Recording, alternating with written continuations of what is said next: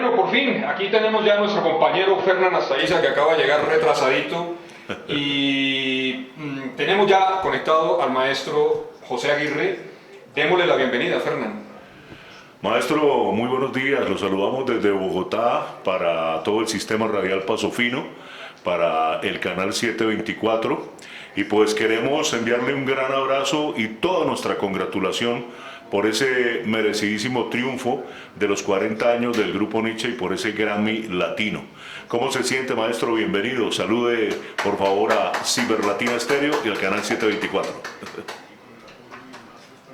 Bueno, estoy muy contento de pues, todo lo que ha sucedido estos días a raíz de toda esta euforia pues, que nos ha abordado con el tema del álbum 40 del Grupo Nietzsche. Estoy muy contento, muy agradecido pues, con la vida, obviamente con la Academia de Artes y Ciencias de Grabación de Estados Unidos, Latin Grammy, y ahora pues ayer se dio la noticia de nominación para los Grammy Anglo. Eso es otra cosa que vino a sumarse a toda esta felicidad que nos embarga. Entonces estoy muy, muy contento. Bueno, maestro, empecemos con las preguntas un poco, ¿no? Además, veo ahí en algunas de las páginas de ustedes que los artistas y los músicos de la orquesta están pero felices.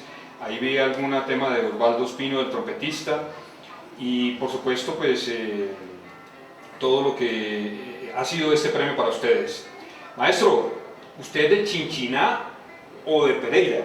La verdad es que todo ese origen mío es un rollo porque es muy largo. Lo que pasa es que yo soy hijo de una familia de campesinos del eje cafetero, nómada. Mi niñez digamos que hasta los 10 años transcurrió entre una parte y otra, y una parte y otra es decirles 15 días en un sitio, un mes en otro, 6 meses en otro, mes y medio en otro. Yo no recuerdo una escuela como tal porque estuve en muchas. Y era una familia andariega, nómada. Entonces, yo nací en un lugar que se llama Las Pavas. Eso es jurisdicción de Manizales. O sea, si yo soy de algún sitio, es de Manizales, pero de zona rural. Eso, eh, yo nací en una casa una casa de finca con partera, y la partera fue una hermana mía, porque yo tengo hermanas de la misma edad de mi mamá. Mi padre enviudó y muy temprano se volvió a casar con una mujer muy joven, y la partera fue una de mis hermanas. Entonces, eso queda cerca a Chinchiná, y mi papá como campesino salía a hacer las cosas de fin de semana, de mercado y todas esas cosas que hacen los campesinos al fin de semana. Le quedaba más cerquita a Chinchiná, y por esa razón me registró en Chinchiná. Más yo nunca viví en Chinchiná, no tengo ningún nexo con Chinchiná de ninguna manera, pero aparezco como nacido ahí. Sin embargo, pues, si fuera a decir de qué lugar soy, es de la zona rural de Manizales. Maestro, este merecidísimo premio pues ha pasado por una serie de antecedentes, porque pues usted tuvo también una nominación con el Grupo Nietzsche, obtuvo con Son de Cali un premio Lo Nuestro.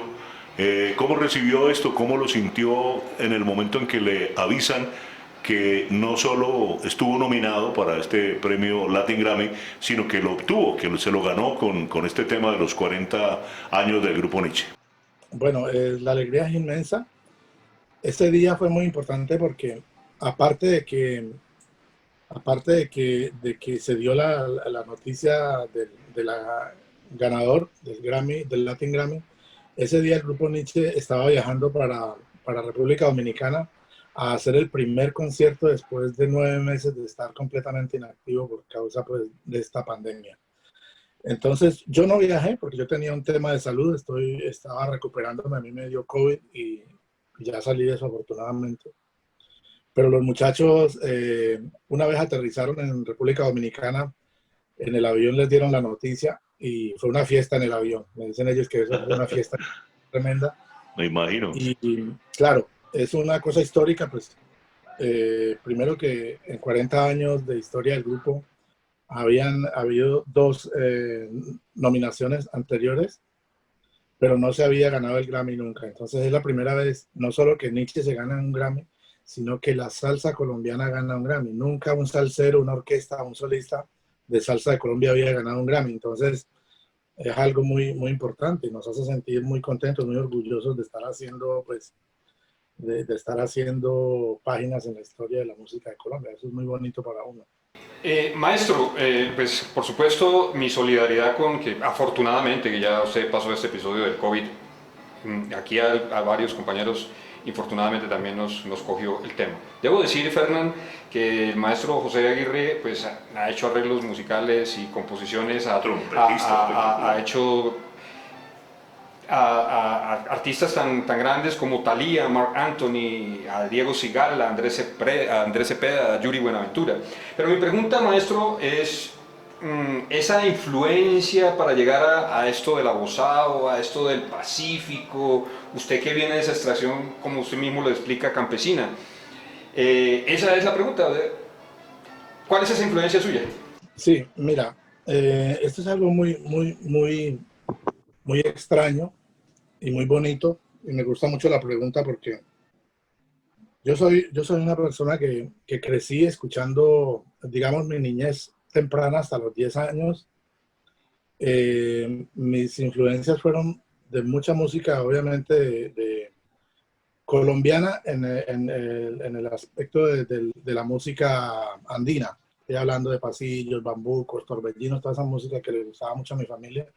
Y la parte tropical estuvo muy marcada por las artistas tropicales, justamente como Pastor López, como Nelson Enríquez, como Lavillos Caracas, como Pacho Galán, Lucho Bermúdez, todos esos artistas. Pero después cuando yo ya estaba en bachillerato, yo encontré un entorno de gente que le gustaba escuchar otros tipos de música y ahí me encontré con gente que le gustaba mucho el jazz y que le gustaba mucho la salsa y eso. Y es ahí donde empiezo a escuchar mucha música cubana, mucha música puertorriqueña y me doy como a la tarea, me enamoré mucho de eso y empecé a ahondar en esa música. Luego eso me lleva a quererme ir de Pereira. Yo estaba radicado en Pereira, pues tocando con muchos grupos y escribiendo para varios formatos y cosas y me iba muy bien, pero yo sabía que tenía que irme para una ciudad capital donde la industria de la música pues estuviera bien y en ese orden de ideas tenía o Medellín, que era donde más se movía la industria de la música, o Cali. Yo preferí irme a Cali justamente porque siempre me gustó mucho la forma como se desenvuelve el tema de la cultura, por ser una ciudad con una presencia afrodescendiente muy grande. Sabemos que Cali es la segunda ciudad en América con más presencia afrodescendiente. Eso para mí se me hacía muy, muy interesante en términos de cultura y de la música. Y cuando llegué a Cali empecé a conocer mucha gente con la que digamos, me metí en ese ambiente y recibí, pues, amistad, tuve amistad y consejos y muchas cosas, tuve que ver mucho con mucha gente del Pacífico, entonces eso me hizo enamorar más aún de la cultura del Pacífico y me hizo ponerme a estudiar y a ahondar en todo lo que es eso, que es una parte muy bonita de lo que es la cultura de la música colombiana, ¿no? Maestro, en el espectro biográfico, o sea, en las reseñas que aparecen por ahí en internet, en Wikipedia y todo, que pues a veces tienen datos muy valiosos, pero a veces también no son tan exactas. Reseñan que usted empezó a los 11 años y que su familia no estaba como muy gustosa de que empezara pues a inclinarse por el mundo de la música, pero que finalmente cuando vieron las condiciones, sobre todo las condiciones de trompetista, lo respaldaron. ¿Esto qué tan exacto es? Y pues redondeo la pregunta, cuénteme un poquito cómo fue ese viaje con Yuri Buenaventura, por Europa, por África, etcétera. Pues yo creo que ahí también hubo mucha influencia del Pacífico, ¿no? Bueno, respecto a lo de la familia, sí, eso es cierto. Yo empecé a estudiar música a los 10 años en el colegio. Yo soy un- una cosecha, uno de esos granos de la cosecha de una siembra que se hizo en los años 80 en Caldas por parte de la Oficina de Fomento y Turismo, que fue poner profesores y directores de banda en todos los municipios del departamento de Caldas. Para ese tiempo, mis padres fueron a vivir a un pueblo en Caldas que se llama Pensilvania, y allá eso es un pueblo culto, ¿no? Un pueblo que tiene danza y tiene gente muy interesante, y en la música, pues, en ese tiempo tenía una de las mejores bandas de Caldas, y esa banda estaba en el colegio donde yo empecé a estudiar bachillerato. Entonces, ahí fue que conocí al maestro Alonso Quintero, que fue un ángel en mi vida que me llevó a la música. Y claro, cuando yo descubrí la música, inmediatamente fui a la casa y le conté a mis padres que quería ser músico, que yo me había gustado eso.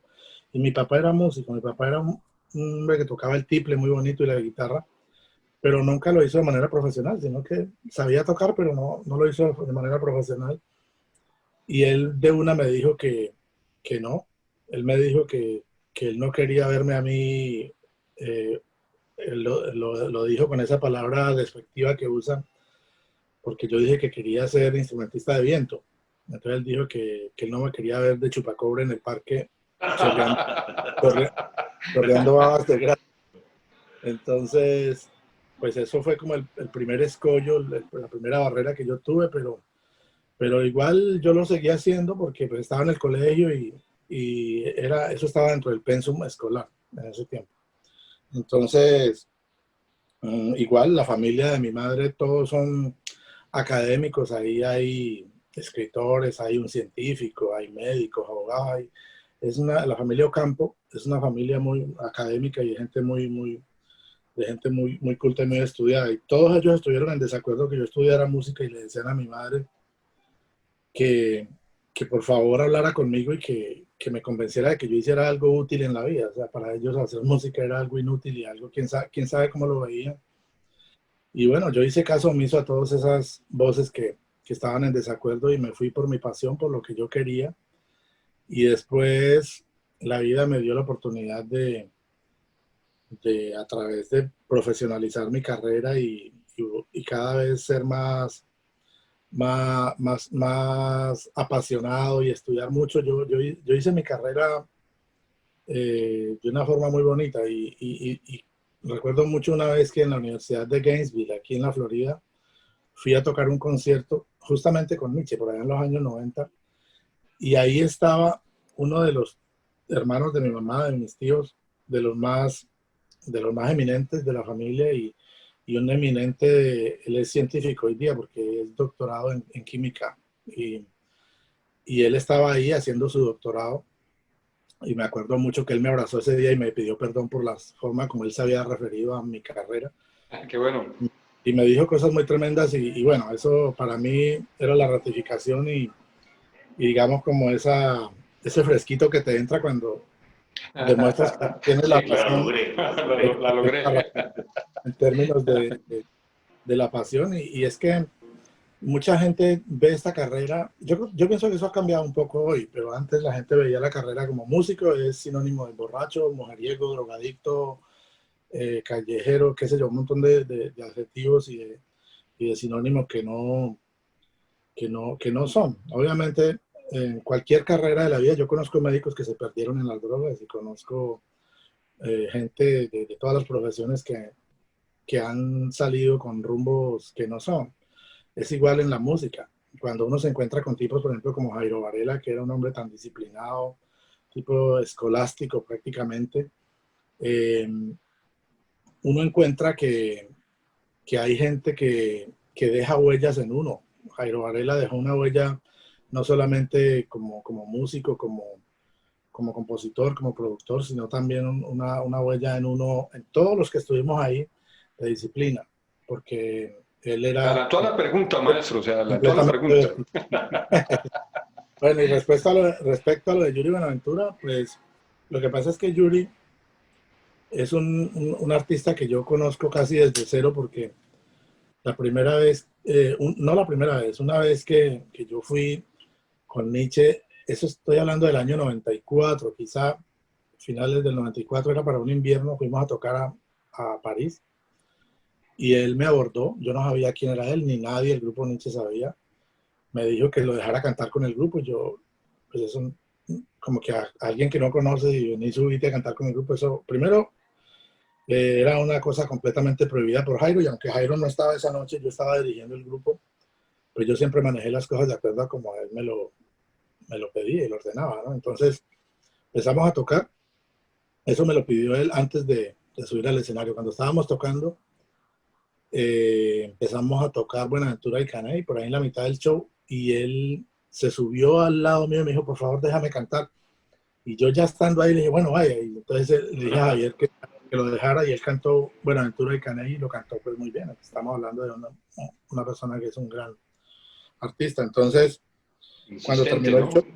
cuando terminó el show, él me llamó, me llevó a donde una persona, un tipo que era colombiano, no me acuerdo que se llama Álvaro, no sé qué, Álvaro. El tipo era dueño de un restaurante colombiano en París. Y entonces ahí Yuri me contó, me dijo, mira, lo que pasa es que yo canto en el metro. Yo me pongo un bongo y yo canto en el metro aquí y la gente me reconoce y yo recojo plata y de eso vivo. Entonces este man me quiere hacer un disco y yo necesitaba que él me viera cantando con una orquesta porque él solo me hizo cantando en el metro. Entonces el tipo me preguntó que cómo lo veía yo y yo le dije, no, es un artista, definitivamente es un muy buen cantante. Entonces me dijo, ¿tú crees que vale la pena invertirle? Y le dije, claro que sí. Y de eso se desprendió la producción de Herencia Africana, que hizo Yuri Buenaventura con el maestro Andrés Biafara, que fue la persona que hizo esa producción. Yo participé en ese disco grabando trompeta en algunos tracks. Y de ahí en adelante, toda la carrera de Yuri la hice yo. Todos los arreglos, todas las producciones. Y también tomé su banda porque justamente cuando yo me fui de Nietzsche en el año 2000, me fui a trabajar con Yuri y me fui a viajar por toda África, por toda Europa, por todos los países de habla francesa. Fuimos a tocar y pues digamos fue un periodo muy enriquecedor para mí de conocer esa cultura y de hacer música, grabaciones en París, hicimos grabaciones en Luxemburgo, hicimos grabaciones y conciertos hasta en Isla Reunión, que es una isla que está tan lejos, pero que es colonia francesa. Bueno, una cantidad de cosas que duraríamos como 7 programas de esto para hablar de tantas cosas. Larga la historia.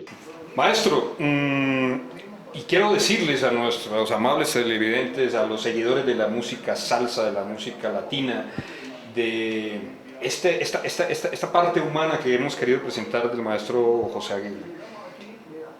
Maestro, calle, maestra, orquesta.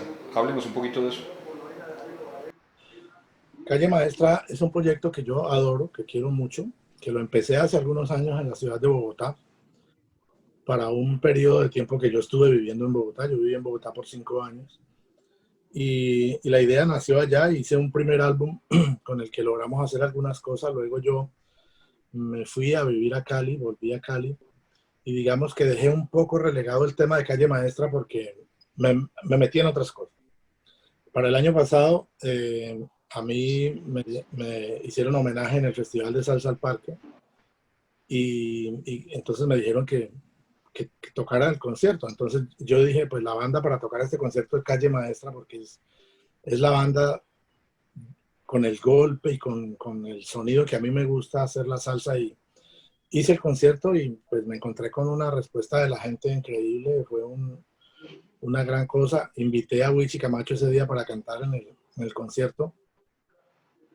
Presentó y bueno, la alianza de Wichi Camacho y yo se dio muy bonito y la gente la recibió muy bien. Entonces ese día surgió la idea de grabar un nuevo álbum, el cual lo hicimos en los meses de enero y febrero de este año aquí en la ciudad de Miami. Junté unos músicos de varias partes del mundo que son conocedores y que grabaron mucha música en los años 70 y 80 en Nueva York, Puerto Rico, Cuba y aquí en Miami también. Juntamos todos esos músicos y grabamos este disco y bueno, hoy tenemos una producción que se llama Back to the Great Sound, de la cual me siento muy orgulloso porque es un muy buen disco y está causando buena impresión en toda la gente seguidora de la salsa sabrosa. Maestro, ¿cuál es el contacto primero? O sea, ¿cuándo es que se establece esa simbiosis, digamos, esa posibilidad de empezar a trabajar ya con Jairo y con el grupo Nietzsche? ¿Cuál es la primera ocasión en la que se encuentran, en la que hablan de la posibilidad de que trabaje con él? En fin, ¿en qué año y con qué motivo fue más o menos esto? Yo conocí a Jairo en el año 1990 en su estudio. Jairo estaba haciendo un sello discográfico que él llamó Nietzsche Disco. Era un sello en el que él estaba grabando varios artistas y comprando proyectos que le gustaban.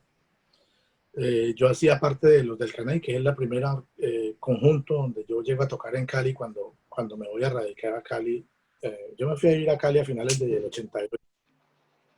Y para el 90, los del Caney estaban firmando un contrato con él. Ahí nos conocimos, ahí él conoció mi trabajo como compositor y como arreglista. Entonces, ahí empezó un periodo de tiempo en el que empecé a hacer trabajos para él en otros proyectos que no eran de Nietzsche.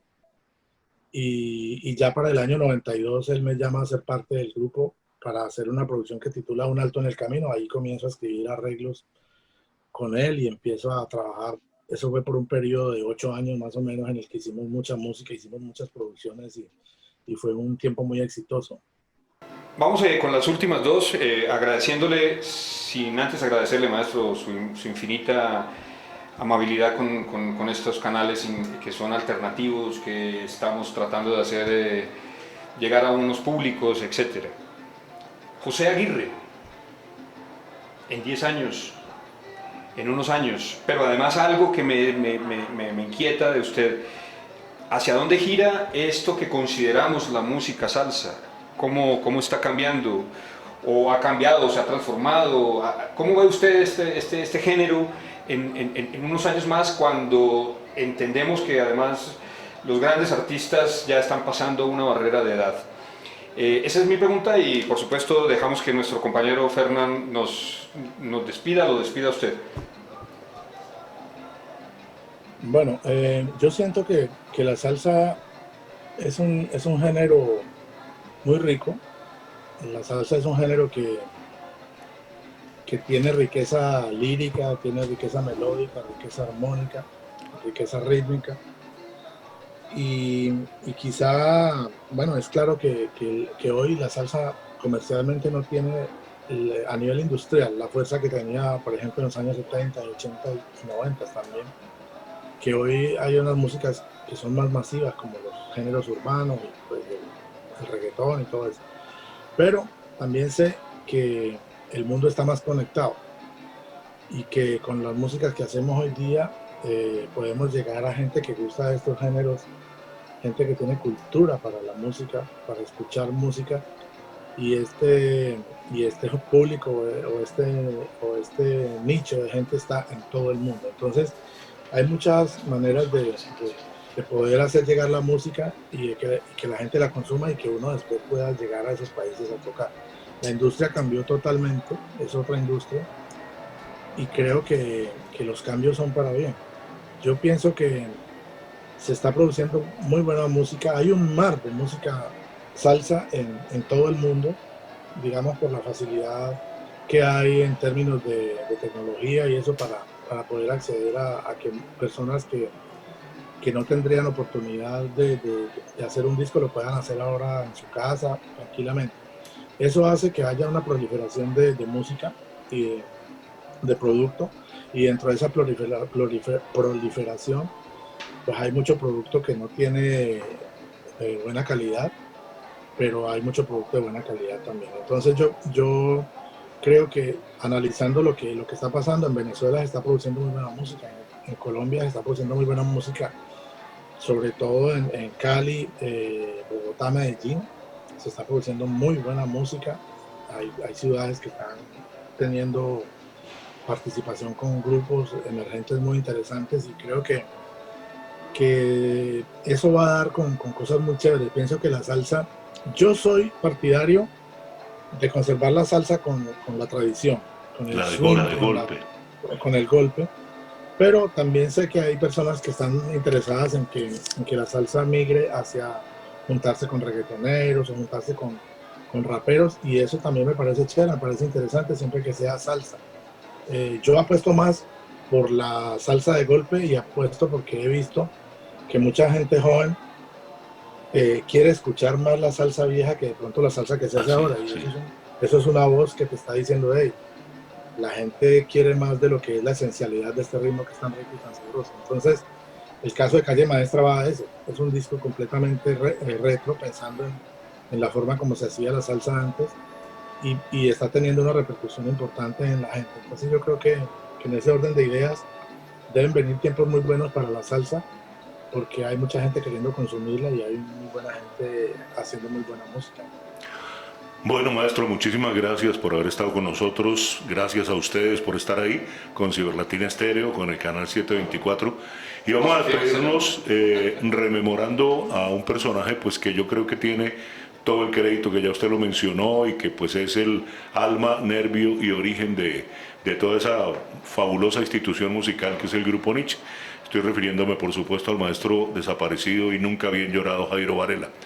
A lo largo de una serie de entrevistas que he venido recopilando para mostrar como esa otra cara del Grupo Nietzsche, la gente que se fue, las disidencias, qué pasó en Nueva York la primera vez, en fin, todo eso, hay mucho, hay como una constante de que Jairo, aparte de ser pues un personaje muy disciplinado, muy recto y muy estricto, era como un poquitico sobrado, como un poquito petulante en el manejo, en el trato con la gente. Usted que estuvo tan cerca de él, ¿qué tan cierto es esto? ¿O simplemente resentimiento de los músicos y de los personajes que ya no están, que estuvieron y que de pronto pues salieron como un poquito ardidos de la experiencia? ¿Cómo conceptúa José Aguirre a Jairo Varela como persona en ese aspecto? Mira, yo pienso que todo el mundo habla de acuerdo a su experiencia. Hubo música. ¿Cómo le fue en el baile? Sí, claro, lo que pasa es que Jairo era un personaje, era una persona con un carácter fuerte, un hombre que no doblaba digamos, su carácter ante cualquier cosa o ante cualquier persona. Él quería algo y lo lograba, le gustara a alguien o no le gustara. Él era un hombre con unas convicciones muy claras y muy fuertes y luchaba por ellas. Las hacía respetar. Era un hombre disciplinado y la disciplina le cuesta mucho a mucha gente. Hubo gente que en ese tiempo él empezó a implementar una cuestión que eran las multas. Y entonces las multas eran por todo, porque él era vertical. Si tú bajabas, si la cita era a las 8 y bajabas a las 8:05, tienes una multa de $200. O te dejaba el bus y llega al concierto como puedas, y si no llegas, pues estás fuera del grupo.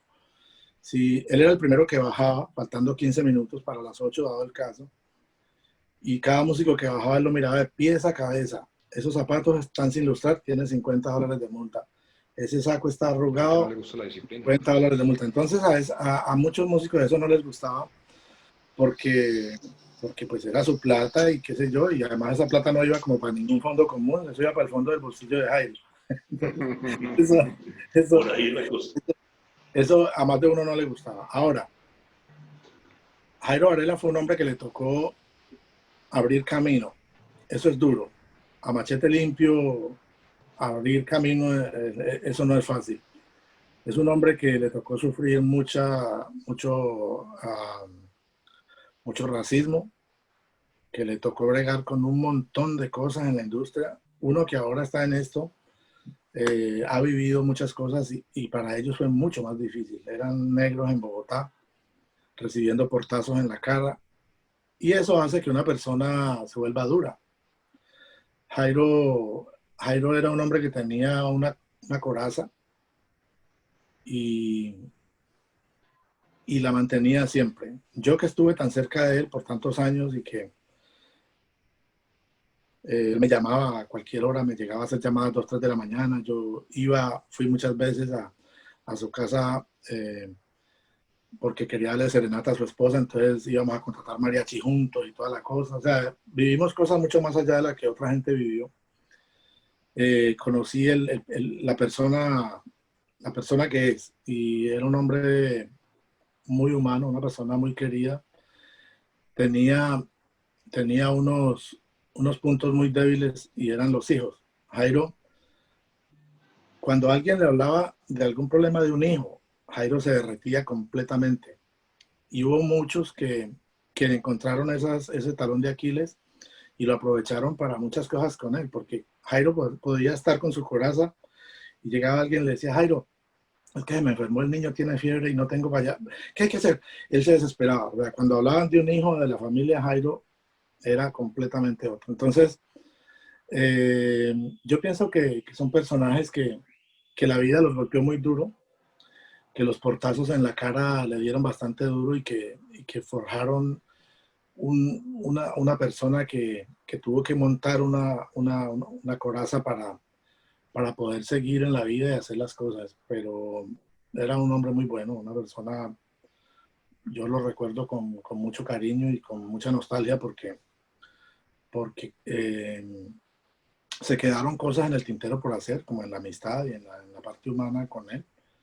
Y lo que pasa es que nadie espera que la muerte venga así. Una persona de 62 años es cuando un tipo llega a ser presidente de un país o cuando llega a ser las cosas más importantes en una alta compañía. Nunca espera uno que una persona le sorprenda la muerte a los 62 años. Claro, la maestría no llega a los 25 años, llegó después de los 60. Después de hacer el máster. Correcto, entonces sí, eso es lo que yo pienso y obviamente entiendo.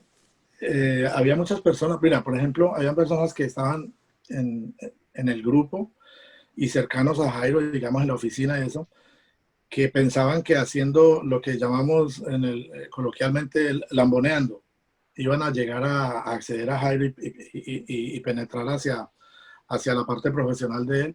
Por ejemplo, Jairo fumaba y Jairo se ponía un cigarrillo en la boca y habían 5 tipos a prendérselo. Todos esos salieron mal, como sapos de ahí, como todo eso, ninguna de las personas llegó a ser nadie. Históricamente, quizá por unos días y mientras le sentía el cigarrillo, pero él entendía muy bien quién estaba por arte y porque era un profesional y quién estaba para encender el cigarrillo y para limpiarle los zapatos. Entonces, esas son las experiencias que mucha gente puede contar mal de él, pero yo lo veo como una escuela, como un hombre que sufrió, que le tocó abrir camino fuerte y que finalmente logró el éxito y se lo pudo demostrar a gente que le dijo no y él les demostró que sí. Entonces esa es la cosa. Maestros, nos quedan 5 minuticos. Quiero cerrar este programa sin antes agradecerle, por supuesto. Ahí tiene un nombre para una canción, A Machete Limpio. Está buena. A Machete Limpio se abrió la salsa y se abrieron los grandes artistas como usted. ¿Cuáles son las próximas presentaciones del grupo Nietzsche? Lo de la Feria de Cali, por supuesto, cómo va a ser esto. Y queremos pedirle aquí el permiso para poder tener de alguna manera algunas de la música nueva de este trabajo, ¿no es cierto? Y con esto nos despedimos, maestro querido.